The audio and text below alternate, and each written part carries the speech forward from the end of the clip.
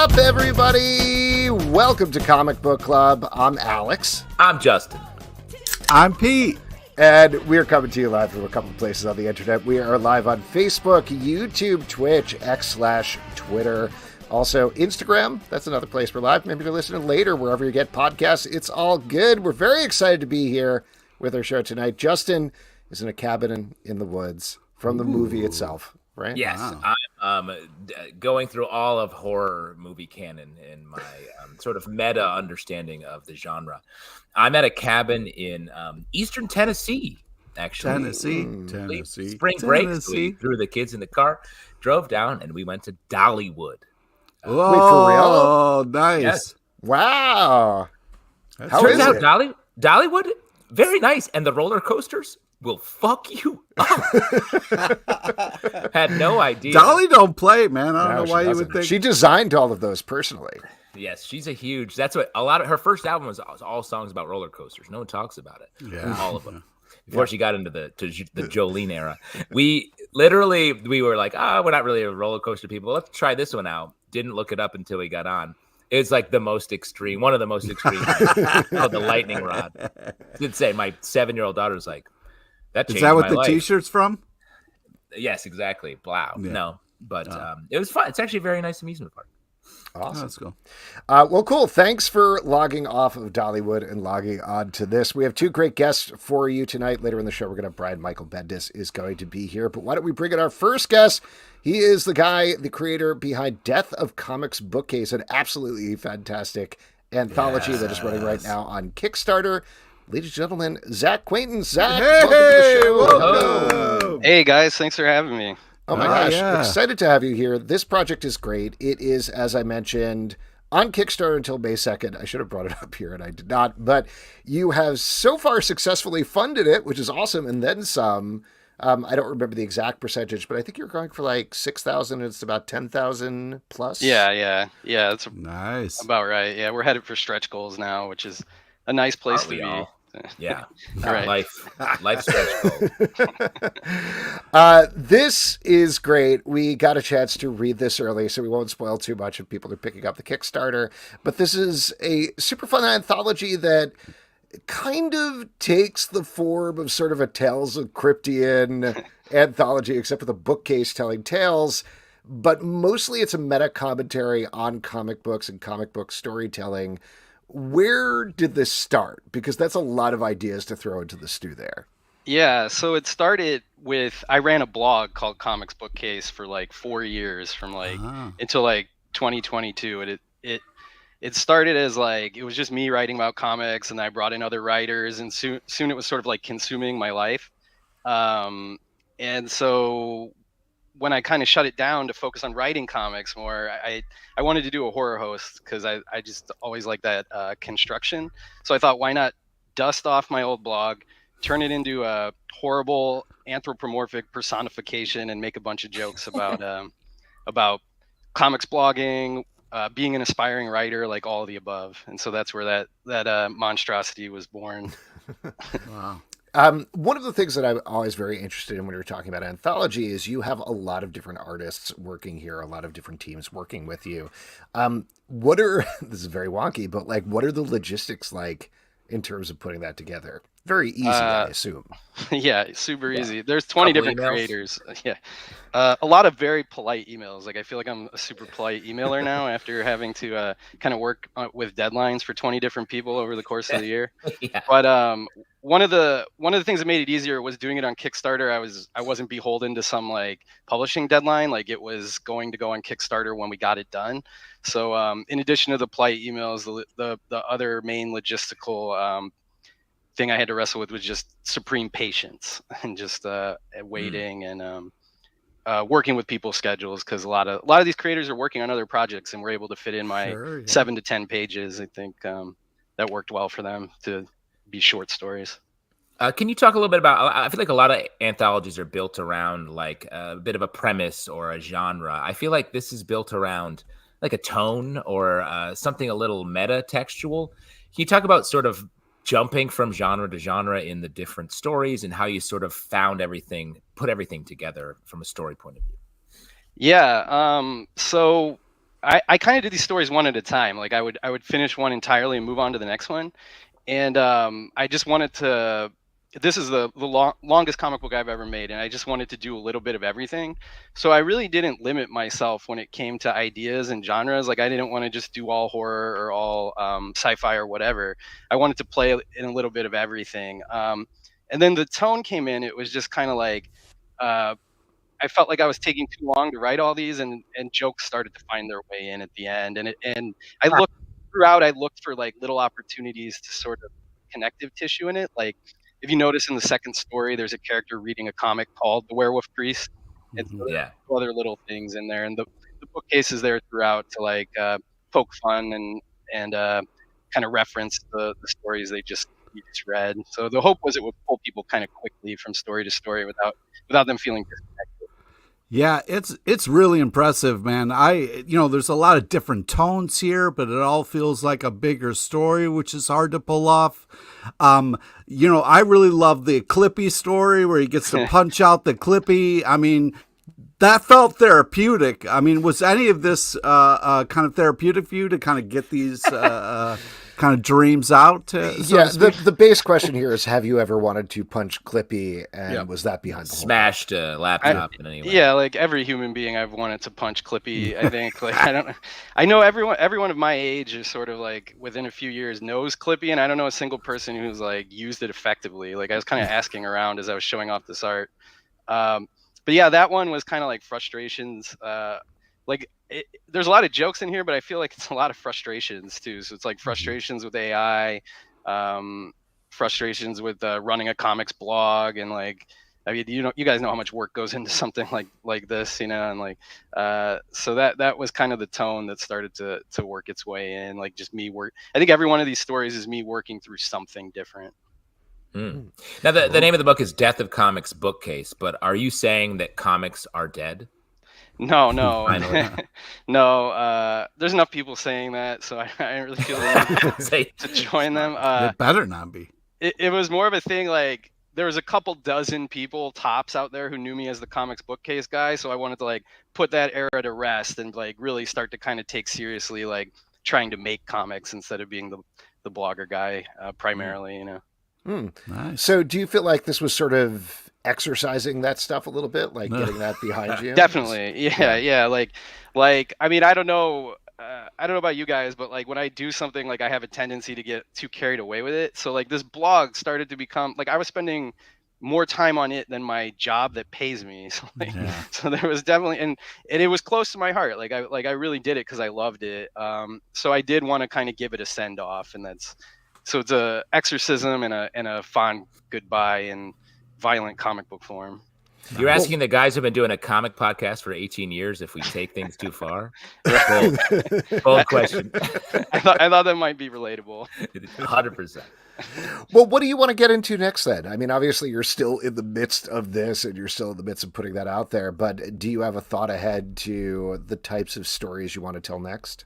Yeah, like you're right. Currently, I am incredibly exhausted because like running Kickstarter takes a lot of outreach and a lot of prep. But yeah, I actually intend this to be the first of like 3 in an anthology series. Like every one of these ends, like I think they're satisfying in the way they read, like, and they have endings, but they're all sort of built to continue.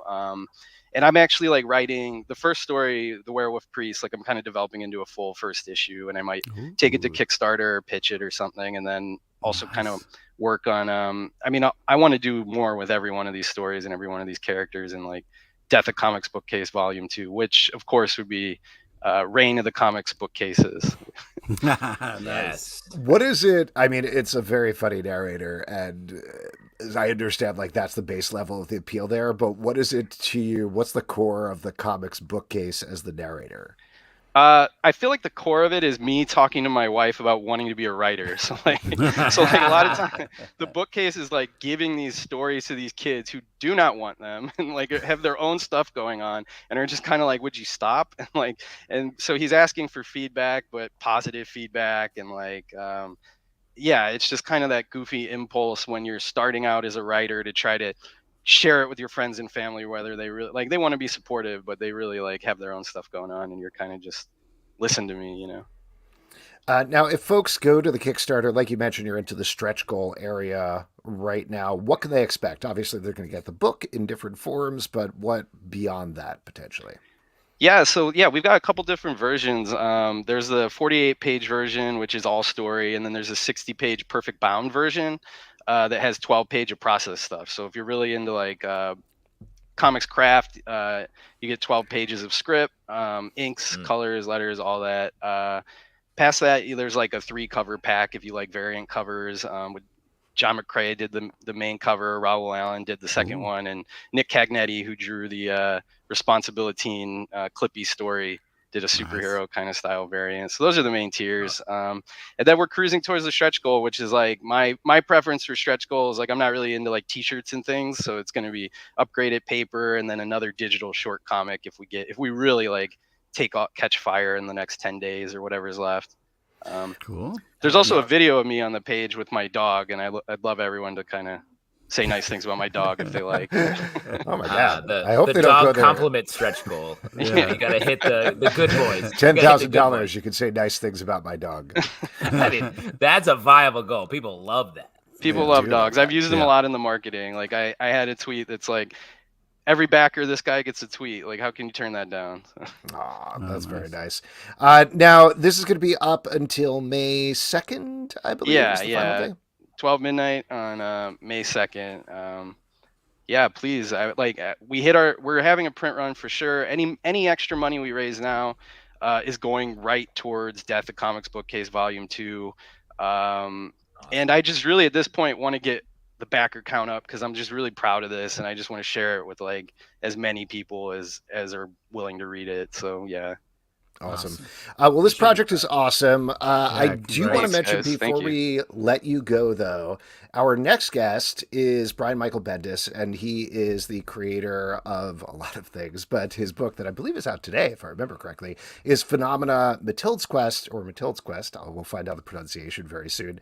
And I was looking around doing a little bit of research to try to, read about the book and get to know a little bit more about the book. And I was like, oh, there's a review here. It's a very nice review. And it was by you. Yeah. So if you don't mind, I wanted to bring in Brian for a second here to talk about this. Brian Michael Bendis, you're on mute, sir. You're on mute, but otherwise, hello, welcome. Hi, I'm sorry. I was doing a "you son of a bitch" joke and I blew it. Anyway,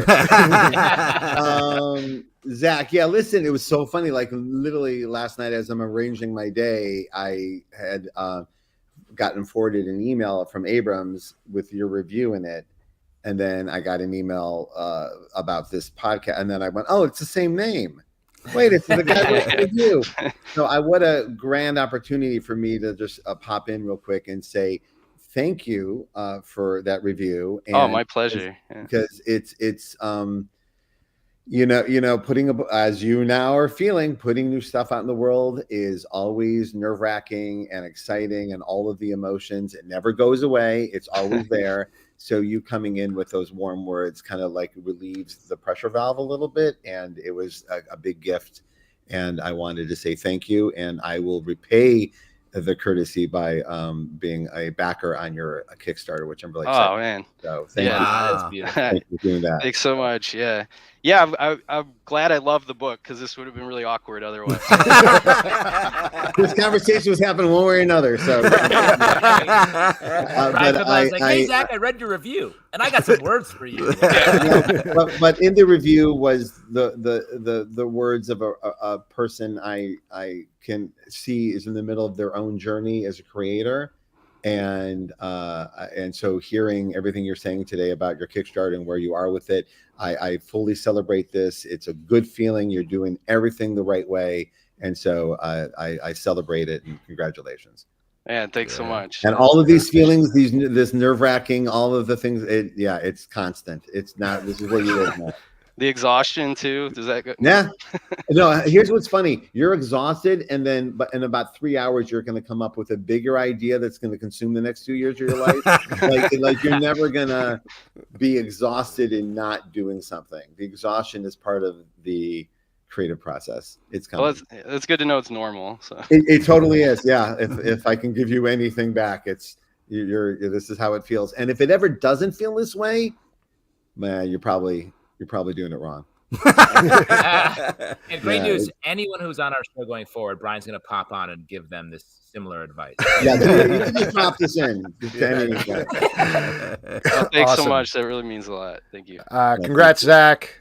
Great work. Great book. We will talk to you soon. Thanks, guys. Take Great care. work, Zach. Yeah, Love care. the book. Yeah. I didn't cut into his time though, did I? What? No. Okay, right, that was great. That was a we very pay nice... him by bumping him off the podcast.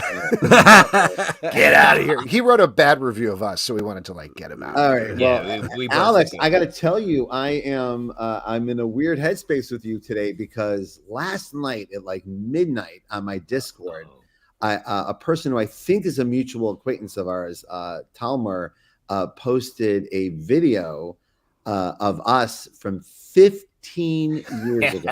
Wow. 15 years ago of us on stage in New York, fucking around with a producer who I don't think I ever saw again. And but my friends Matt Fraction and Ed Brubaker were both on the video as well. Oh yeah. And literally last night they were both over here for Seder. Wow. It was the strangest feeling about how we're just looking at each other like, man, we're all still friends. And then that video pops up, which I don't know how you feel about. I know we did that. I remember going to it. I have no recollection of being on stage. That was our 2-year anniversary show. I want to say 1 year anniversary. Was it 1 year anniversary? I believe it was. We did it once with Seth Meyers and Bill Hader, which was one of the great joys of my life. I honestly felt like I'm exactly where I want to be in the universe, watching Bill Hader do bits he couldn't get away with on SNL at the time. That was so funny because after the show, you guys were all so psyched to be talking to each other. It was like star on star. Everyone was psyched. It was so cute. It was like a meet cute of the people who love each other. And also, I'm deeply passionate about Saturday Night Live. I kind of figured it out later, years later. I figured out, it's because it's the closest thing in the universe to what we do. It's the same. Being on SNL is like being in mainstream comics. If you're lucky enough to get there, great, make the most of it, and then you must go. You must leave. and move on forward. And all of that, the creative process that goes into the quickness in which you have to make a choice. They're going to do it on Saturday, so make a choice, right? Yeah. And also once it's out there, you're like, okay, I got to move on. Comics are very similar. It's shipping on Wednesday. Make your creative choice. Yeah. And I having talked to some of these people and having met them through you, realize, it's so rare to find someone who does something like what we do for a living. There are differences, but the emotions and the brain space are very similar, and so it's exciting to watch that happen and to have shared that space with them. Yeah, it was amazing. Yeah. And then I think I got on Seth Meyers because you introduced us at that thing. So thank you. There we go. So we did it. It's all working out. Which is the only thing my kids have ever been impressed with. So. Glad we could help. Now, first of all, before we even get into this, I feel like I mangled every single word in the title of your new book. Phenomena Matilde's Quest, or is it Matilda's Quest? Matilda's Quest. And Matilda, it's spelled the Portuguese way because my great co-creator, Andre, that is the name of his daughter. Very nice. So both the leads are one of our based spiritually on one of our children. That's cool. Awesome. So this book, for anybody who hasn't checked out the first volume, this is the second volume, is out today from Abrams. It takes place, you don't describe it as a post-apocalyptic world because that's not exactly what it is, but it is this fantastical world filled with quests. You have a main group, a trio, mostly with some hangers on. And one of the things that I think is really wonderful about it, without jumping into specific spoilers for what happens. Spoil away. It's all good. It approaches things, certainly there's action in it, but it challenges the characters to approach problems in a very different way, which seems very calculated on your part in terms of presenting this to kids. I'd love to hear you talk about that a little bit. Well, yeah, this the project Phenomena was I met Andre as you do. He was working with Sam Humphries, one of my closest friends, and I'm sure you have all experienced this, where there's artists that you really like. Wow, I really like their stuff, and then there's some artists that just mindworm you like almost immediately. You're like, well, I'm thinking about this person a lot. I'm thinking about their stuff a lot.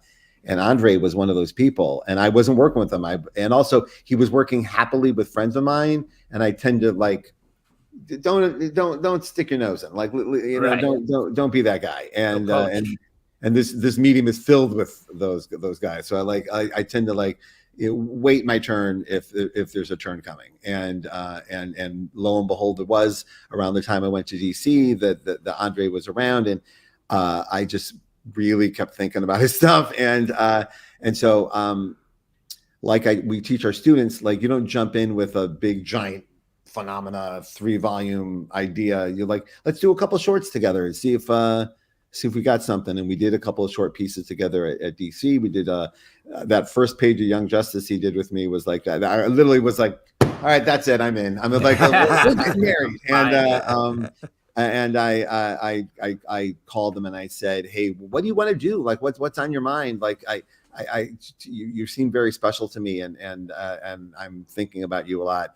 What do you want to draw? And he'd sent me like a bunch of what he referred to as busted pitches. He had drawn up and created a bunch of things, and he had sent them to some publishers. They didn't find traction, and he sent them to me. And because he had sent them to me like all at once, I saw them all as one thing. Like I was consuming like I didn't see 8 different pitches. I saw one giant pitch filled with amazing stuff. And I kind of came back to him with knowing this is kind of a dicey idea, but I'm like, hey, what if it was all of this was all one thing? And he was, and I think I surprised him with it, which was the good response. And he was into it. And then I kind of cherry picked the things that I thought I had a passion for, and certainly things I wanted to see him draw, and off to the races we went, trying to build something not apocalyptic, not like you've seen before. Like, let's try something else in the genre. Yes, something happened to the world. Something we say was about 7 years ago. Something happened, and now the world is like this. And these are the kids that are growing up in it, and this is what they have to do with it. And with every page turn, we get more and more clues and hints about what the world, what happened, where it's happened, how it's happened. But it really isn't about the how and why. It isn't the mystery, the phenomena, more along about how people deal with their present space, and what lessons can we learn from that we haven't learned before. And so these young idealistic kids are storming through a world that has been completely overrun by change, and yet sees some familiar things happening to a society. People are starting to fight again, right? People are starting like, this is a world that actually doesn't have any money in it, that you find out that story is currency. Like, who you are and what you've done, that's your value, right? Because wouldn't it be nice if that's what the world is like? And so, and I again, I'm not anti capitalism. I'm a big fan of money, but it doesn't seem that it isn't the answer to all problems. And so creating this world for Andre, where story, and this is a version of a story being told. And for those of you, because we're on the comic book club, I can get into the weeds on this. I'm staring at Andre's work just like this. I'm looking at panels just like this, and I see the influences from all over, from manga, the Incal, Mobius, GF Darrow, and then it hit me that I'm working with a creator at the level of GF Darrow, in my opinion. And then it like struck me immediately. Like, I remembered like a flashback of an interview that Frank Miller did, talking about how he had to completely reinvent himself to write for GF Darrow. That it occurred to me, like, none of this is about me and my voice. This is about doing everything I can to make this rise. And by doing it that way, it creates kind of like the third heat. Like, we're creating something that I couldn't do on my own and he couldn't do on his own, but together, here's us, right? and sorry, can I interrupt and ask? Like, so you're saying that you saw his art and sort of you didn't come in with a premise or any idea. You sort of just went through his art to work on this together and find. No, well, I saw all of this art and came up with a premise and handed it back to him. Like, here's the story. Here's the bones of a story that would allow us this much fantastical observation and journey. And here's a way the world can look this way, right? Wow. And then we, in the middle of the pandemic, said, and let's cast our children as the leads, because we can't leave the house. Like, we can't go do research this year. Like, that's not happening. And I love doing research. I love going places and discovering and talking to people. But this one is like, all right, this one's going to be personal. And so literally the young boy is named Bolden, named after my son London. And Matilde is named after Matilde. And Spike is kind of like this amalgam of me and Andre, who is kind of like their cranky uncle who's taking them, who's got all the secrets and then taking them through this world to safety. And so, but what it occurred to me is that I yet again have a lesson to learn from Frank Miller, which is this is the time to really put away all the tricks and tools that I use in other spaces and to only do what I can to help Andre create this material. And so this was your first time sort of working this way. Is that what you're saying? Yes, there's been versions of it throughout with other creators, and there's been spots where I realize, oh, get out of the way, they're on fire. Like you can see it with in Pearl with Gatos. Something else was happening on Pearl that hadn't happened on Jessica Jones even, and I'm not taking credit. It was him. Oh my God, you're on another level. What? Oh, okay. What do I do? What do I do to keep you there? And yes, and it. Like, don't get in the way of this, right? Like, and it happens magically almost sometimes. And so, yes, this shows up in my email, and you feel like almost not to get to Spider-Man, Annie, but you're like, I have a responsibility here not to fuck this up, and to this is special. This is not like other stuff. Yeah, you're not throwing a ton of word balloons on this page. Yeah, exactly. Like if there's ever a time to shut up, it is now. And, you can really, I will say, you can really feel that when you're reading the book, because it almost feels like the dialogue structure is almost a bell curve, where you get to pages, for anybody who's listening to the audio podcast version, it's this gorgeous 2-page spread just looking out into the city. There's a gigantic eye, a fish flying, several fish flying, tall buildings, and like you're saying, the dialogue just sort of fades away, and then it starts to creep back in a little bit, and then you'll have a couple of pages where it is the characters really establishing things and talking to each other, and then it starts to fade away again. Yes. Was that? I mean, it sounds like that's 100%. What you're aiming for. Well, there's a lot going on here. I decided, on top of everything else I just said, I decided to apply a lot of philosophies that I thought mattered here. One of which was a big one with me, which is a storytelling device called rhythm and release, which is you're basically creating a beat pattern and then turn the page, boom. Both believe it or not, both Steven Soderbergh and Mel Brooks talk about this at great length. That's how, like, it's the same kind of rhythm of a thriller, and the rhythm of a punchline joke has the same kind of pat, getting you comfortable, surprise. And the surprise is either horror or surprise is punchline. And for comics, and Alan Moore does this philosophy, it's you turn the page, wow. Turn the page, turn the page, didn't see that coming. And that's using the comic version of it. So that's what I was doing with Andre, was creating a kind of a meditation between us where he's free to create and I'm writing ahead of him.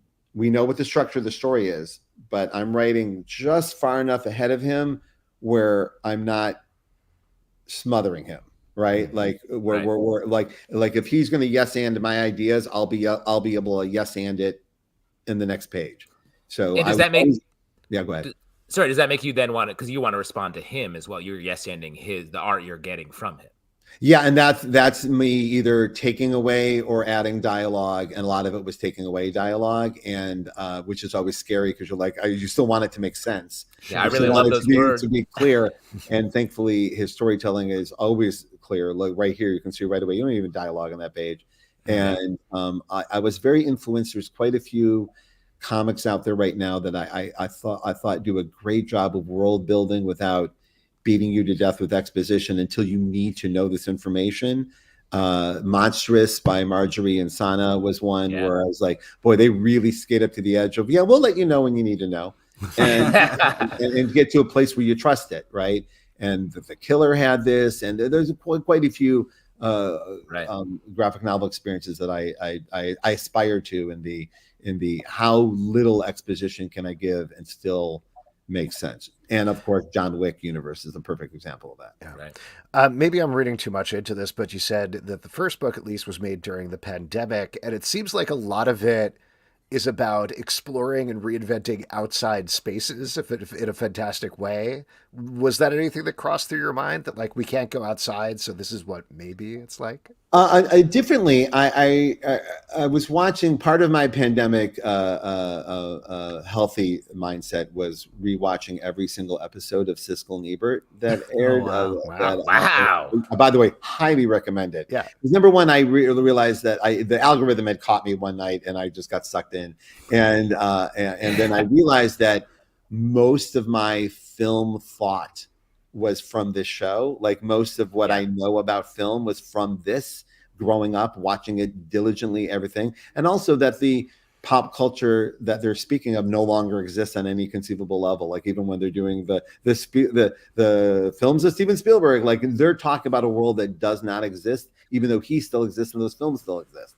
So I was absolutely fascinated by it. And one of the things they talked about was how movies at their earliest stage, one of the joys was they would just take you somewhere else.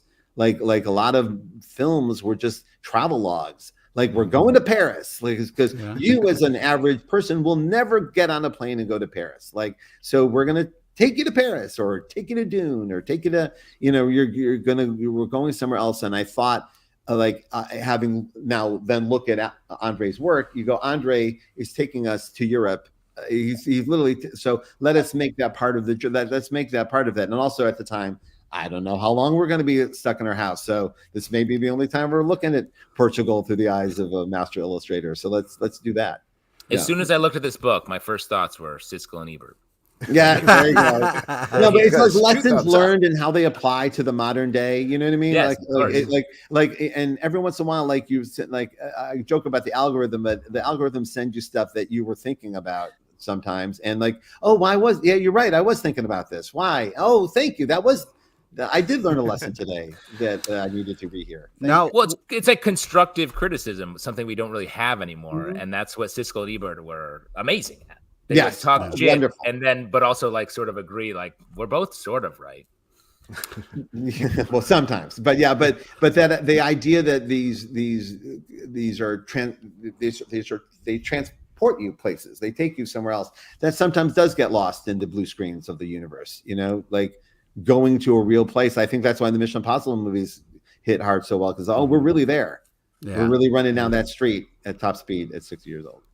One thing I wanted to circle back to is the kind of SNL process. A lot of times comedians like have a joke in their head. It lives in their head, and then they get to perform it to get it out. I mean, as a writer, like talk about getting these pages back. I mean, these are just such fantastical worlds that also has like a little bit of humor in it. Like the play on the London Eye is just fantastic. Yes, and that I will say that's a perfect one. And there's also an SNL reference here too. I wrote, and I'm going to post it. I wrote the prompt for that spread. It's a couple of paragraphs of prompting, and then he took it to the level that you see there, and including the eye, which I did not write anything about the London Eye turning into a big giant eyeball, right? And I absolutely loved it. And this has been my screen saver screen for about a year and a half, because every time I need to think about this landscape and stare at the architecture and look for locations for things to happen, because he's already established them. And then I wrote one page in volume 2 where it's like early morning and one of the characters is walking by and the eye is just staring and he's just staring at it. And then another character walks up and they're just both staring at it and it's staring at it. No one's saying anything. They're just staring at it. And it's very much inspired by the classic sketch with Steve Martin and Bill Murray, where they're on set, they're on stage and they just go, "What the hell is that?" And that's the whole sketch. Two of them looking off camera going, "What is that? Don't put your tongue on that. What is that?" That's the whole sketch. And I did a version of them just staring at the eye, clearly going, "What is that?" And just not needing to have it answered, or it won't change their lives in any way. Just, that's weird. I did want to get back to something we were talking a little bit about earlier in terms of Matilde using nonviolent solutions to diffuse situations. I think I kind of know the answer to this, but certainly I don't like violence. Okay. Yeah. I could certainly see that it's like, this is a young reader book, so we're trying to impart lessons there. I could also see it a response to your superhero work. I could see it as a response to the outside world. How do you see it? How were you approaching it? Well, interesting enough, we started making this, and like I'm happy to say, I think I've done this on every book, unless I know this is a hard-boiled crime book and we're going to it. I rarely label what it is until we see what it is, and particularly with Phenomena, we definitely did not see it for what it is until we were like about 40, 50 pages in. We're like, oh, interesting. This is like a fantasy adventure a la Airbender. But then I was able to then literally went to the Barnes and Noble, where, God bless Alex, 15 years ago, that YA section did not exist. That beautiful section of YA graphic novels that are just, infused into every kid's brain now, that I'm so excited. We're getting a sense of it now, but so excited about what the graphic novels are going to be like for kids who grew up reading that instead of, so.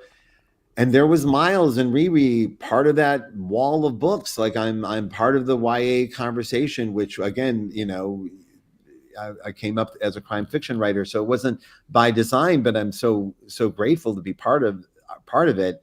So we were able to like go to a lit agent and go, let's the ever changing world of graphic novel publishing. Where does this fit? And this doesn't answer your question directly, but it'll get there.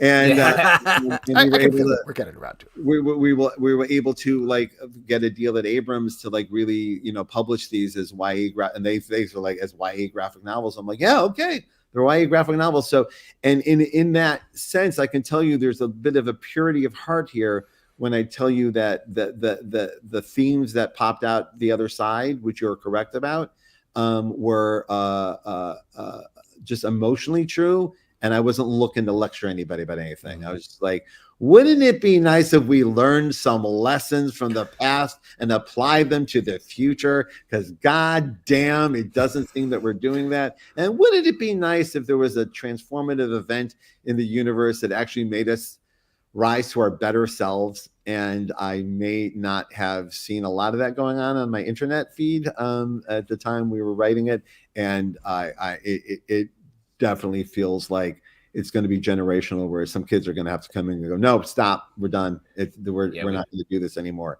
And wouldn't it be nice? And what would happen? And not to spoil, but we're by the end of the second volume, you get a sense of what Matilda's journey was and is, and what Bolden's might not be. And it may be that we're watching the birth of the new leaders of this world, and them desperately trying to get everyone to behave at their better selves. And wouldn't it be cool if it worked? And so that's that. So yes and no. I don't, because the thing is, and then I go finish writing Phenomena, and then I go write Murder Inc., where we come up with the best ways we can think of murdering anybody, and enjoying it as much as the earliest days of Powers. So it's not like I don't think violence isn't fun because I do. But well, that's what I was going to ask. Like, so then how do you switch gears when you're jumping back to like murder time? Yeah, I just do. I've been able to, even during the headiest deadline days at Marvel, like I'll wake up and wherever my brain's at, I'll write that. Like, don't force, like if I'm not in a funny, violent mood, then don't write funny, violent. And if I wake up and Andre just threw that in my box, which derails my day, then stay there. Write that. So I try to stay with, and it's a huge privilege, I know, but I get to kind of stay with when going. And also you could be like you could write 15 minutes of the best phenomena like material of you're going to write all month. And then 15 minutes later, you're something occurred to you and you're back writing a more adult fare. You just pivot. It's part of my, undiagnosed learning disabilities that I've been carrying with for years, but I've made them work for me creatively. So I'm going to hold on to them. So yeah. And that is part of the blessing of having more than one project going on at once, is that wherever my impulses are that day, I can go towards them instead of having to bury them for something. I've had friends that like work on animated projects and they have to like bury their adult thoughts because they're working on, some Boss Baby kind of thing or something like, it's understandable. That's the gig, but it's a privilege to be able to do both. Yeah. That's a nice transition into a question we have from the audience here that's a little off the phenomena thing, very off the phenomena thing, but I'll bring it up here. Nat says, could you guys ask Brian if he's watching X-Men 97 and how he feels about them introducing the last will and testament of Charles Xavier? I haven't seen it yet, only because there's 1,000 things on TV, like 1,000. Like anytime you feel like you haven't seen or read something, it feels like a slight. And I am absorbing so much culture more than ever every day, and I'm still missing half the stuff. But I am excited that X-Men 97 is great. It sounds like it's fantastic, and I will absolutely dive into it when the moment arises, which is not when I'm in the middle of 5 or 6 podcasts that need me to watch movies and take notes and stuff like that. Here's another one from Edward Doherty. What has been? But you know what I did? I did just watch the pilot of Fallout, and I can't stop thinking about it. What a swing that was! It gets better. I work at Amazon, and so being part of the process and seeing that come out of it is like, wow, okay. Yeah. Especially in this day and age, it feels like it's harder to get those big swings, and that feels even bigger.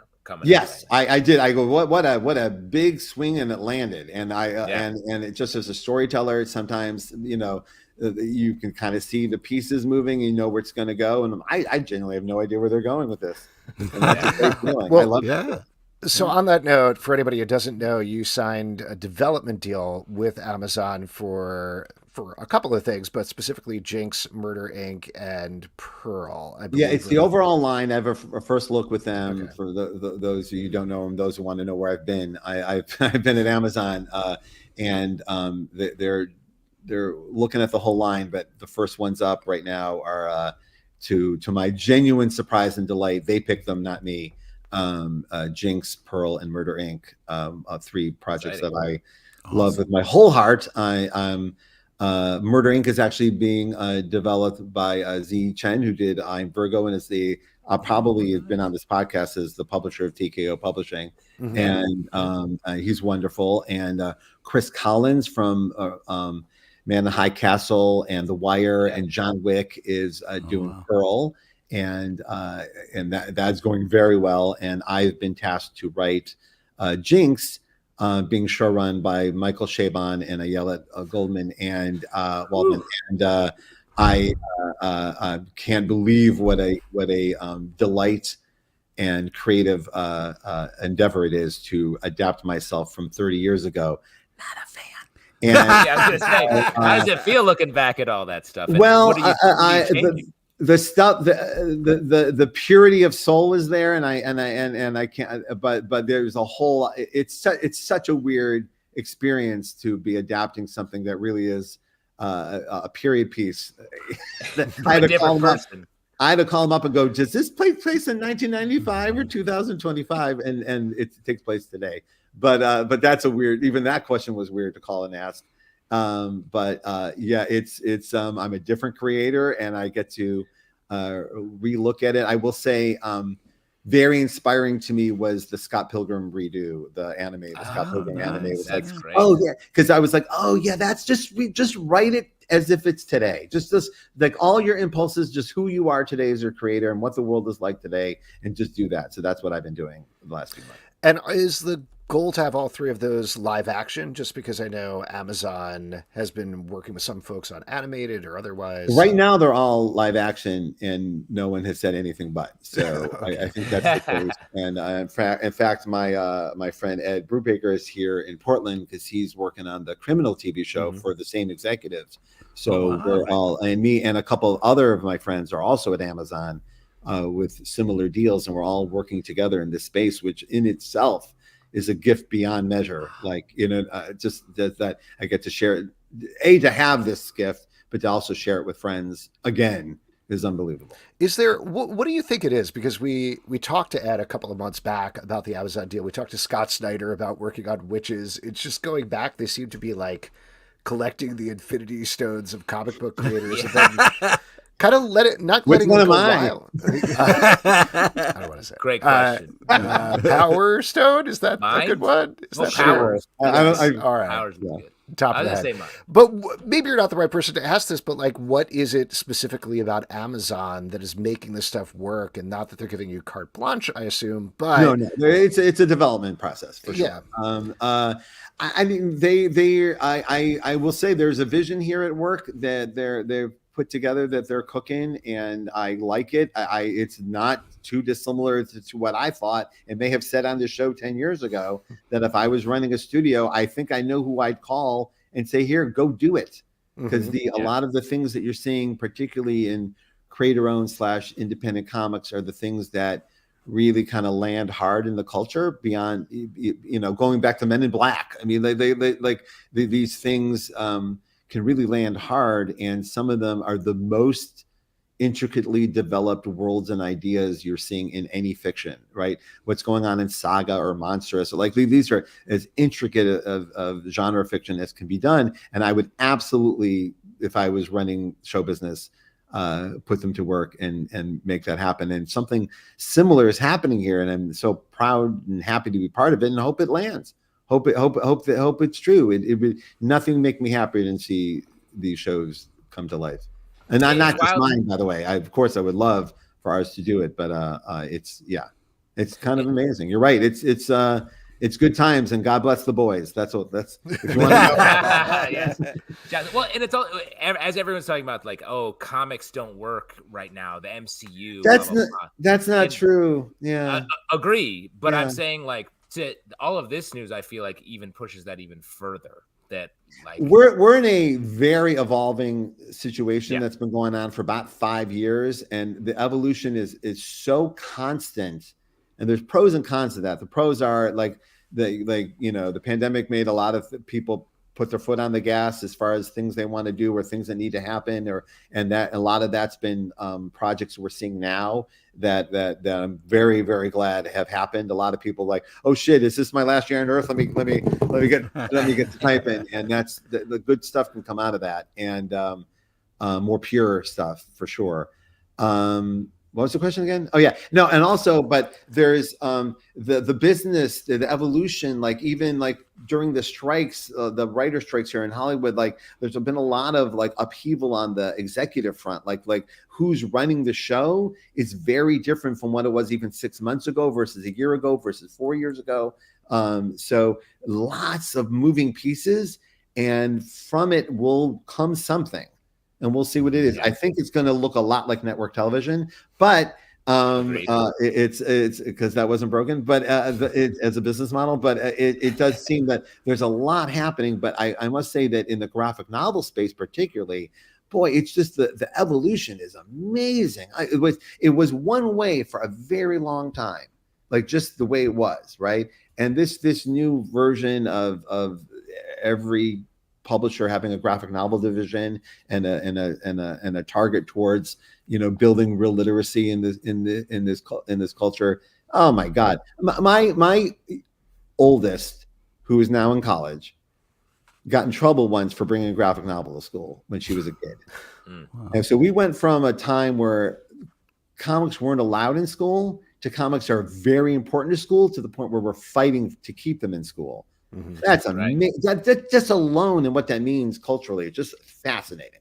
Absolutely. And what do you credit that to? Is that youth guiding that and sort of pushing that, or is it something else? A couple of things. Number one, a lot of us who grew up reading comics going, hey, at least I was reading. Oh, I got a little thumb up there. I never know what's going to happen, right? Never just nice one. Disco's Ghost is here with us. Yeah, I always think the algorithm thinks I'm on my track, or at least I'm feeding the beast. Anyway, so sometimes it's we all grew up reading comics and realized, hey, I was the only one in my clique who was reading anything, right? So reading is good. Let them read whatever they want, as long as it was. So we have a bunch of parents who definitely feel that way too, and there's a world culture involved here where kids don't always see themselves in the country that they live in, but manga and European comics being so available, it becomes a more world culture reading, and so that's stuff people find on their own, and webtoons. All of these things are spaces that kids go to on their own and start building their own culture from it, and it's fantastic. Have you, getting back to the Phenomena thing a little bit, have you interacted at schools with Phenomena at all? Is that something that you've brought and done lessons about? Well, we have this is our second volume, so we've had the book out now, so we've gotten the feedback you're dying for, which is as Zach gave us earlier today. But we're hearing we're getting this was built for people who, and I think about this with comics all the time, is why would people still be reading comics when all of the world's stories are available to you basically for free? Everything's available. It's still people buying independent comics, right? And I think about, well, what do they want? Something else, something new, something different. All right. And my son's relationship to Star Wars is completely different than mine, right? And so I see him constantly looking for his thing. Right, Star Wars is maybe dad's thing, or a thing that's always been there. Also, MCU for now 17 years. My son's 11. It's older than him, right? Yeah. So sometimes, not all kids, but some kids are looking for the new thing. We were all kids looking for new things at one point. That's why we ended up here. Yeah. You mentioned this a little bit when you were talking to Zach earlier about how that feeling never goes away of the anticipation and stress of releasing a new book. But does it change? How does it feel releasing this book for an audience that might, some of them won't know you? Are those the people you want to talk to? Are those the people you want to hear from? Yes. Number one, truth of the matter is, again, we're all inside baseball people. You're running a comic podcast, so you know your stuff. Most people who read comics, read books, watch movies, they do not have an encyclopedic knowledge of the cinematographer's filmography like I would. They just watching the fucking movie. They just want to zone out for a few minutes. They just want to read a book. Oh, is this good? I'll read it. That's it. That's the end of the relationship, right? And if we do our jobs good enough, eventually they might look and say, hey, who made me feel good today? Oh, it's that guy. I'll buy another one. Down. That's it. That's the end of the relationship, right? And so sometimes comic book creators can stay on Twitter and there's the comic book conversation happening at them. They think the whole universe is talking about the inside baseball of comics. No, it's about 300 people inside baseball comics. Most people just want to enjoy their books. I've had 2 experiences this year, one in Baltimore, and I just came back, not to be braggy, but I just came back from Belgium from a comic show, the Fax Convention. Both of them were equally magical, in that people were coming together to celebrate story and culture, and to the point where the other creators were looking at each other it's truly a magical thing, and that's what people are coming to these spaces for, is to feel that connective thread of just sharing the love of something. And sometimes for some people, the more popular, the more connective, and sometimes the most esoteric, the more connective. You like that Polish comic that only I read? That can make a best friend out of somebody, and that's a magical thing. So answering your question, I very much like entering the space fully aware of that. It's a healthier space, and it's what where creators should be in, like me telling you what I can do for you, which is I can take you away for a little while. I have something very cool to show you, right? and that's that. Yeah, it's very funny to hear you say that when like Alex and I first met because we were all holding just like any comic, and Alex was like, "You guys want to host a comic book podcast or show?" Back then, before podcast, and now it's like, "Oh, hey, you like this very esoteric Polish comic book?" At the same time, like the bar has moved so far in the last like 15 years. It has. And I'm delighted, and I think this is healthier than it's ever been as far as publishing stuff goes. I know it's harder to land, like getting everyone's attention is much harder unless you're Taylor Swift. But I like what's being asked of us as creators, and that is to bring that which isn't out there yet, right? That's a big push thing going on right now. Is originality is being celebrated, and God bless. Because sometimes we've all been there where sometimes we want exactly that over and over and over and over again from all people. And I was just watching a podcast about the movie Face Off and how everyone was acting like Jim Carrey in that movie. Like everyone's doing a Jim Carrey performance, and like because they thought, oh, that's what everybody wants, and like no, everyone wants you. Be original, be yourself. Especially Nick Cage. I don't want to see Nick Cage doing Jim Carrey. Be Nick Cage. Let's get Travolta to do Jim Carrey. Oof. I don't know how I brought you to that, but I just did. There you go. There you go. Back to Phenomena for a second. So the second volume is out. You already mentioned this, so I feel comfortable saying this, but you have a third volume that is going to be coming. What can you tell us about that? Okay, this is amazing. Are we good? Are we good? Yeah. It's just Alex freezing. Okay, just making sure it wasn't me. Amazingly, this is a 3-volume deal, and we have been able to already finish the third volume. So I'm not talking in, sometimes when people are on here, they're talking in hopeful tones, hypothetically, but the third volume is being lettered right now, so it is drawn and written, and so I can talk about it with a lot of clarity and passion because boy, Andre nailed it. He nailed it. Nailed it, and I know it because my publisher is like, "Oh my God, he nailed it." I'm like, "Yeah." For those of you who are in the middle of this journey with us, I'm so happy that next year we'll be able to conclude it with even higher standard of Andre. Well, I can't wait. Awesome. Exciting. You can feel your excitement, and that's infectious. Yeah, thank you. I appreciate that.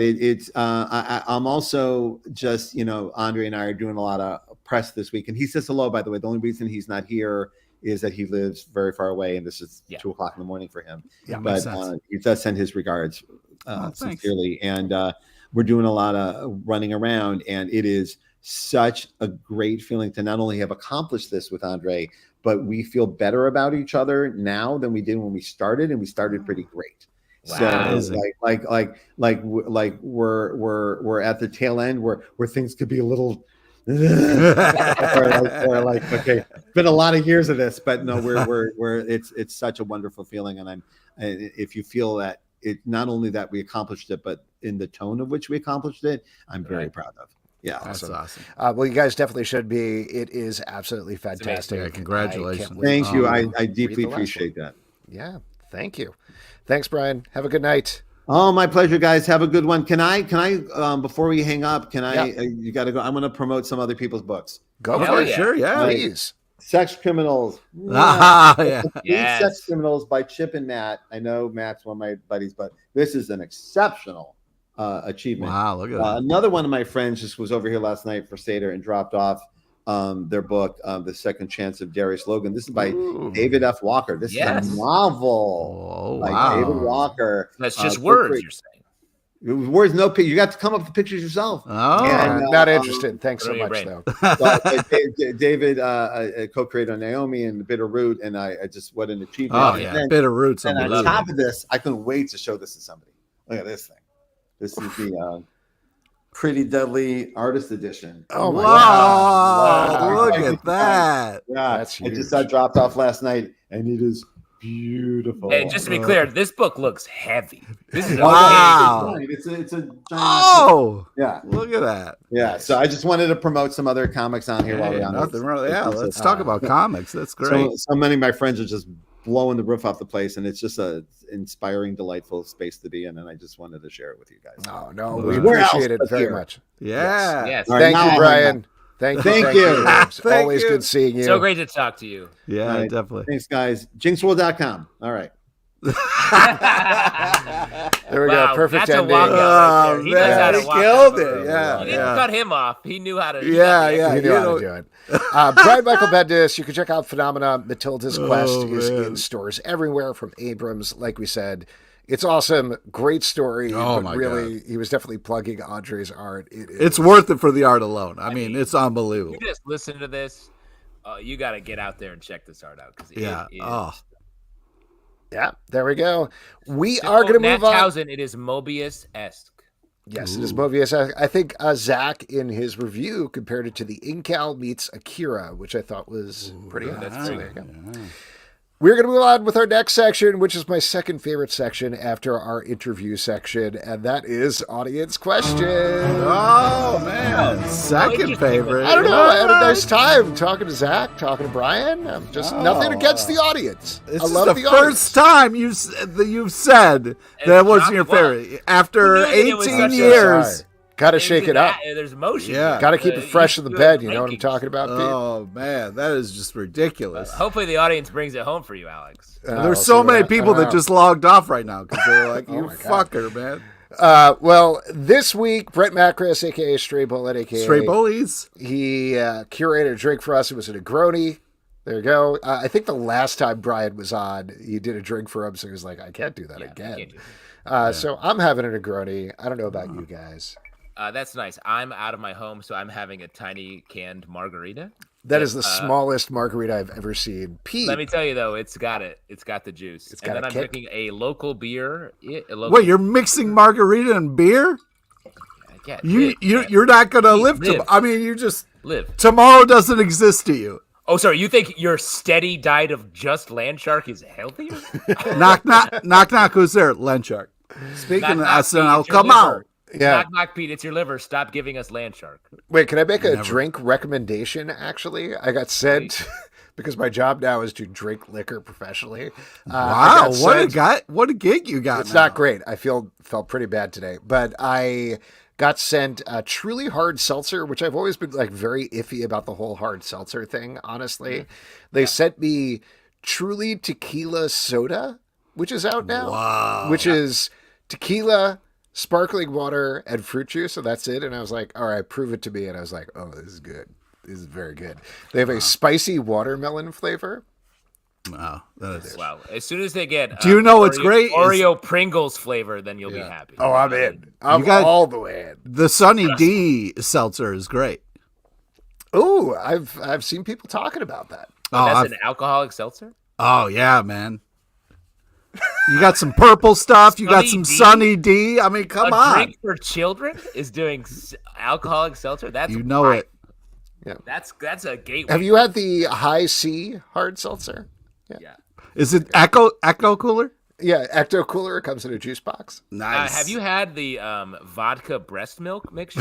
Really good. I did actually, but I don't want to get into it. It's the ultimate White Russian. It's beautiful. What just happened? What just happened? All the game says, hey guys, got any The Killer and Rebel Moon thoughts takes? The Killer. That's a hell of a combination. Well, I mean, Bendis mentioned the Killer in Oh, okay. his interview, and I will say, I love that take because the Killer as a movie is fantastic, and it is a Fincher movie. Just came out on Netflix. Not came out recently, but I guess late last year. Yeah. But fantastic movie and super graphic novel. Well, it's based on a comic book. Yeah, it is. That's what I'm based on- saying. yeah. But like, I think the translation to the Totally. film side is very good. Very spare dialogue. The shot composition is beautiful throughout. Fight sequences, the sort of chapter headings they do. It's a fantastic movie. I mean, one of my favorite things about the comic is the tone of it, and I always wondered how they would kind of do that in the movie. So it'll be interesting to check out. Oh, I love Gotta the watch trailer. I was very surprised by that. That's just a fun, very focused David Fincher movie. It's not like blow your brain out so much as just these are great fights. Michael Fassbender is great at it. It is just like, what if we followed a killer and he was just kind of doing his job? The end, and that's sort of the movie, and love it. Rebel Moon, that's out on Netflix. The second one. Yeah, I watched the first one, and that was very bad. And I heard the second one was worse. I was actually planning on watching it just to be like, all right, I'll just watch it so I know what some people are talking about. Why would you go back if you hate it? But when I heard that there's like a 10-minute long sequence where they're just tilling wheat, I was like, no, I'm out. I can't do that. Now I'm in, dude. Tilling wheat? He loves tilling. Dude, there's nothing like tilling your own wheat, bro. I've been waiting for, now that both are out, I'm going to hit myself in the head with a hammer and then put them both out. Nice. Did you hear the thing Zack Snyder talking about where we knew he was going to release... Based on what you just said, I'm already out. We knew he had already talked about it. He's like, yeah, before the movies came out, he's like, we're gonna have the regular movies and we're gonna have director's cuts. And everybody was like, those are not director's cuts. Those are, you're already planning them. A director's cut is like, the studio took it away from me. Now I'm doing my own cut. So that's not what that is. But on the press tour for Rebel Moon Part 2, he was like, yeah, we actually did alternate takes of everything. So it's almost like an alternate reality version of the movie where he used a different take. So everybody's acting slightly different in the other cut of the movie. That's not only is that insane, that's wrong. Like that's the wrong way of putting together a movie. That's exactly, the opposite. A director's cut is not like the goal. The goal is right. The director's cut is, like you said, a fail-safe. Eventually, this guy's going to be having people just like come to set, crowds everywhere, just watch me stay cut, and let me like scream every time I do it. Yeah, I don't know. I kind of feel like Rebel Moon Part 2 is the one where like the wheels come off of the whole Snyder cut a little bit, but I'm probably good luck. Let's see. Love the take. There's a point with every cult where people are like, I'm good. Yeah, a lot of people just quietly walk away from the cult when they go too far. I don't think you can. I don't think they let you do that. Historically. Yeah, definitely. Virginia Rosa says, what did you guys think of the Deadpool and a Wolverine trailer? Oh, man. Come on. This thing looks unbelievable. I don't know if I'll ever stop watching that movie. It just looks glorious. It's I want to just sit there at the bar with Wolverine. You know what I mean? Get kicked out night after night. I think it's just a great premise. Psyched. I love like the progression of trailers is very exciting. The deepening. Mm-hmm. Can I present a slightly contrary take? I love everything plot-wise that's happening in this trailer. I love all this stuff that Deadpool and Wolverine are doing. The fights look killer. Very excited about Cassandra Nova and all the X-Men bad guy Easter eggs, the giant Ant-Man head. Very fun. All of that's very fun. A little too much cursing, I gotta say. Oh, fuck yourself. Get the fuck out of here. It felt like you. We could do this. We're little kids and we get to curse now in our MCU. I'm so sorry, Alex. Have you seen any Deadpool? Yeah, what are you talking about? I don't know. There was like one F-word, F-bomb, if I might say, too many. Oh, wow. Old man Zalvin. Here's what I'd say. The let's fucking go thing where Deadpool is like, let's fucking go. And then Wolverine says, let's fucking go. If that was the only curses in the trailer, it would have hit so much harder. Oh, shut up. I mean, that's fair to say that like, oh, they should have just used them a little differently. But to be like, that's too much for my delicate sensibility. I don't know. Anyway, otherwise great, but not to my taste. Hard disagree. They should edit it down. I want to see the director's cut that's PG-13 or PG, honestly. So you want a different movie is what you want. Yeah, I'd rather be watching Wish on Disney+. Schreikler says, what's your favorite pop culture knockoff like how Deadpool was one of Deathstroke? I will mention this is not an answer to your question. It is wild how everybody keeps going back, or more specifically, Rob Liefeld keeps going back and forth on that, because I feel like there was a point where he's like, yeah, Deadpool is Deathstroke. And then later on he's like, absolutely not, totally separate characters. Yeah. which is not true. Yeah, but I mean, I think maybe sometimes you kind of feel like there's more to Deadpool than that. Like he might have started out as that, but it's evolved. They have the same mask, and one of them is named Slade Wilson, and one of them is named Wade Wilson. They are different characters, but very different characters. No, not really. Not when they were created. The idea that Rob Liefeld like had the Deadpool that we just watched the trailer of in mind when he created Deadpool is insane. So like he had a Deathstroke, Deadpool, Slade Wilson, Wade Wilson. Get out of here with that coincidence. But favorite pop culture knockoff otherwise? Do you have any other ones? Well, Doherty. Space Wolverine is cool. No, that's not what I'm talking about. Doherty nailed it with Teenage Mutant Ninja Turtles. You know what I mean? They were a knockoff of Daredevil, right? Yeah, Daredevil, the hand, the foot, all that kind of fun stuff. The Frank Miller. Yeah. That's Spawn for me. Knockoff. Spider-Man knockoff. Spider-Man, yeah. As Spider-Man and Venom. Wait, are you saying you love Spawn? I love Spawn. Yeah, you do. Let's happening? See. I mean, I got to say, the only way that a knockoff really rises is when they do become something different. Like we're saying, Deadpool, Spawn's technically. Teenage Mutant Ninja Turtles. Teenage Mutant Ninja Turtles, yes. Lobo, technically, is much different than Wolverine. No, he is. He was inspired by Wolverine. They were literally like, let's put Wolverine in space. And that was the initial genesis of Lobo. And then Space Wolverine. They changed. Punisher is a knockoff. I mean, there's a ton of different stuff. Yeah. Punisher's a knockoff of just guns. No, he was based off this character, the Hitman, that like a writer did for a while. Wasn't he based off of what was the Charles Bronson character? The movies, revenge movies. Yes. I just had it in my brain and now I can't think of it. Bang, shoot. Yeah. I don't know. Let's do another one and then it'll come to us. Frederica Rosa says, also, will there ever be an Aquaman 2 episode? You won't believe this, but this is 100% true. Almost every single time we finish taping a podcast that is not this podcast, when we get off, we say, okay, and we have to do our Aquaman 2 episode. That's true. Yes. So top of mind. I mean, all three of us have seen it, right? We have all seen it. Should we very quickly do our Aquaman 2 episode right now? Or yeah, sure. I will say messy, but I liked it better than Alex, I bet. No, I liked it better than Aquaman.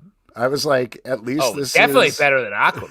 Yeah, this is crazy and stupid, but at least I don't know, it feels like a cartoon. I can't hate something where Black Manta is like, I have a volcano base where I'm using to create giant monsters on my island. I love it at the point in the movie where they're like, yeah, we don't know what's happening either. And there's like, keep filming or CGIing. Like, truly, the plot loses focus. I could be like, that's the point. In the future podcast we do, I'd be like, that's when they gave up. Yeah. You can see it. Well, but also at the beginning, I was definitely all in when I was like, wow, this is the third time somebody has peed in Aquaman's mouth in like 10 solid minutes. Yeah. That's a lot of pee in his mouth. So I was very, very into that. But well, all right. What was I saying? No, you were talking about kinks? You were talking about kinks that you had. That's all you've been saying. You said that. You mentioned that during both interviews at the beginning. And when we went to our favorite section, what are we drinking? You said piss. You said children's piss. It's a big glass of baby boy piss. What is happening? Baby boy piss. There's the original tequila. Anyway, I don't know. We can talk about this in the eventual episode. I've ran out of steam here. What else is... Ooh, here we go. Easy Reader says, are you looking forward to the Transformers animated movie? What? It came out a long time ago. Yeah, there's the Transformers animated movie that holds up. It's glorious. No. There's a new one called Transformers 1, and it's basically about, like, what if... It's not Megatron and Optimus Prime. Oh, yeah, they were like, on Cybertron, and they were kind of like, they knew each other and were kind of friends and stuff beforehand. It's like their best bros in college. It's Brian Tyree Henry as Megatron and Chris Hemsworth as Optimus Prime. And Scarlett Johansson, Lawrence Fishburne, Keegan-Michael Key. Point me toward Bumblebee. The Truck Daddy I need to watch. And listen. John Hamm as Sentinel Prime is probably the Truck Daddy to watch, I would say. Truck Daddy Power Rankings coming soon. We'll do that right before our Aquaman 2 podcast. Well, there we go. Last thing we could just end for our Aquaman 2 podcast. Patrick Wilson running was the only redeemable moment to that movie. I mean, yes. Shouts. That was hysterical. I mean, that whole like running with his arms back like he's an anime character was just hysterical. Yeah. Patrick Wilson in those movies is just killer in general. Perfect last shot for the DCEU that he's like eating a cockroach burger and he's like, this is good actually. I was like, oh, that's a metaphor. You ended on a metaphor there. Thank you very much. All right. That is it for your audience questions, which, you know what? You've all redeemed yourself. This is now once again my favorite section. Let's move to my second favorite section, which is trivia. And for that, we're going to turn it over to Pete LePage. All right. This is the part we give back to you, the lovely audience. It's an opportunity to win $25 free to Midtown Comics Online. Because if you had $25, you'd want to go to a comic book shop and get some comics. So all we need is first hand up, a hey, pick me, Easy Reader says, pick me A. All right, Easy Reader it is. Also, shout out to Spidey616, man. I'm glad he got some love in this in today's ep. Oh, I don't see what that comment is, but Tamer Dar, yes, got a shout out there. Yeah. And also John Balway says, just like to say, great interview, thumbs up. Thank you, John. Thank you, John. But Easy Reader, you were up for trivia. Drop your answers in the comments. Pete, take it away. All right, here we go. Today's trivia is on comic book writers and artists, and a small nod to the legend, Barbara Rush, R.I.P. Please listen to all three options before making your selection. Here we go. Question number 1. The Chicago-based writer/artist so far has won 2 Eisners and a Golden Issue Award. Is it A, Daniel Warren Johnson, a.k.a. DWJ, B, what's that dude's name that sounds like a fancy couch, C, Ned Davenport? What? Yep. What do you call a couch a fancy couch a Davenport? That's the definition of a Davenport is a fancy couch. Wow. And Easy Reader's correct. That is A. Feel like he's gonna guess A for all of them, but I guess as everyone on trivia should. Spoiler. Wow. Well, you never know how things go. This artist so far has won 2 Eisners and 3 Ringo Awards. Who is it? Is it A, Sanford Green? B, the guy who is super nice and a caring person? C, Edgar Deering?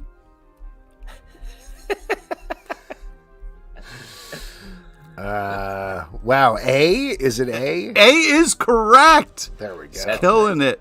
Here we go. Last one. This amazing artist may look innocent, but has done some scary type bananas art. Who is it? Is it A, Gabriel Rodriguez? B, the annoying bald guy who is a close talker? C, Dick Pinner? Pete, late at night, Googling fancy couches. Writing on Davenport. Just giving correct. A is correct. Easy Reader. Well congratulations. done. Easy Reader, shoot us an email. You're going to get you a gift card to Midtown Comics. Pete, what is the secret movie that you were teeing up here? Well, of course, I'm talking about the 1953 cult classic, It Came from Outer Space. Wow. Pete, what is the secret fancy couch you're talking about? It's a Davenport. Ooh, we got it. As we all know, comics are awesome and we love them. Pete, yes. What are you looking forward to that is coming out this week? So much great stuff. I'm really looking forward to arguing with you guys later. But Man's Best number 2, Daredevil number 8, the anniversary-ish, and Once Upon a Time at the End of the World number 14. Oh, how dare you eat my lunch? You know that, the relationship. Come on and get some, dude. I'm looking for a fight in the stack, bro. Justin, what about you? Once Upon a Time at the End of the World is definitely what I was going to say. Shouts to the 2 X-Men books coming out. I feel like I'm not saying I'm excited for them. Oh boy, dude! I feel like we're approaching something. Yeah, with that. But I want to say Ultimate Spider-Man, the Jonathan Hickman book. I feel like this is something we'll talk about more on the podcast. But it's something. It's hard and easy to sort of reboot Spider-Man. It's happened a bunch of times, but it's hard to make it feel fresh. And I feel like this book has really done. Oh, really? So far. Oh, you think that's fresh, do you? You think that's so fresh? Okay, save it for the stack. Couple of things that I was very intrigued to check out that are coming out tomorrow. Rehashed. It's rehashed. I'm going to give a shout out. I was very interested to check out Drawing Blood #1 from Image Comics. This is written by Kevin Eastman. Yes, come on! Back in the day, what we would call a roman à clef, where it's Kevin Eastman telling a very fictionalized version of his relationship with Peter Laird, but then adding a crime layer to it at the same time. So very curious to see, like, from a gossipy tell-all perspective what's going on there. Also, I will give a shout out to, without spoiling too much of my review of this one, but Spectrograph #1 is coming out from Distillery. This is by James Tynion IV, art by Christian Ward. Oh my God. All I will say is this book is so upsetting. It gave me nightmares last night after the art is unbelievable. Yeah, we'll talk about it more. Panels, but, like, legitimately, just prepare yourself for the most upsetting you've read in a long time. And one last one that I want to give a shout out to with a little bit of a plug: Universal Monsters, Creature from the Black Lagoon. Yes, dude. Yes. From Image Comics. I did an interview. I talked to Dan Waters. He wasn't able to make the live show, so we have about a 20-minute conversation with mild spoilers for the book that will be rolling out in the Comic Book Club feed tomorrow. Also talking a little bit about Destro, just a little bit about that book coming up, nice. just to give a tease there. But that's going to come up after the Stack podcast in the Comic Book Club feed. And folks, that is it for this week's show. Couple of people we want to thank. We want to thank Zack Quaintance for coming on to talk about Death of Comics Bookcase. Check that out on Kickstarter until May 2nd. It's great, super fun. Also, Brian Michael Bendis, always great talking to him. Oh, so man. You can check out Phenomena. Matilda's Quest is out today in bookstores Check everywhere. it out. Gorgeous, gorgeous art. Next week, we're going to have a Crime Comics Spectacular. Yes. We're going to have a panel discussion with 4 amazing writers on here, all talking about crime comics. Gary Phillips, Dennis Hopeless, Lee Loudridge, and Alex Segura are all going to be here. We're going to talk about work. We're going to be talking about crafted crime comics, what goes into it. Should be a fun time. A couple of other things to plug. Comic Book Club News, our daily news podcast, Monday through Friday, every morning in the morning at 6 a.m. Marvel Vision, our Marvel podcast. We are recapping X-Men 97 right now, so check that out. Patreon.com/Comic Book Club to support this show and all the shows we do. Don't forget to subscribe on Apple, Android, Spotify, or the app of your choice at Comic Book Live on Twitter/X, Comic Book Club Live on Instagram and TikTok, comicbookclublive.com for this podcast and many more. Until next time, don't forget to pick up Truly Tequila Soda in stores everywhere. What the fuck just happened? Wow, what a twist. What a heel turn.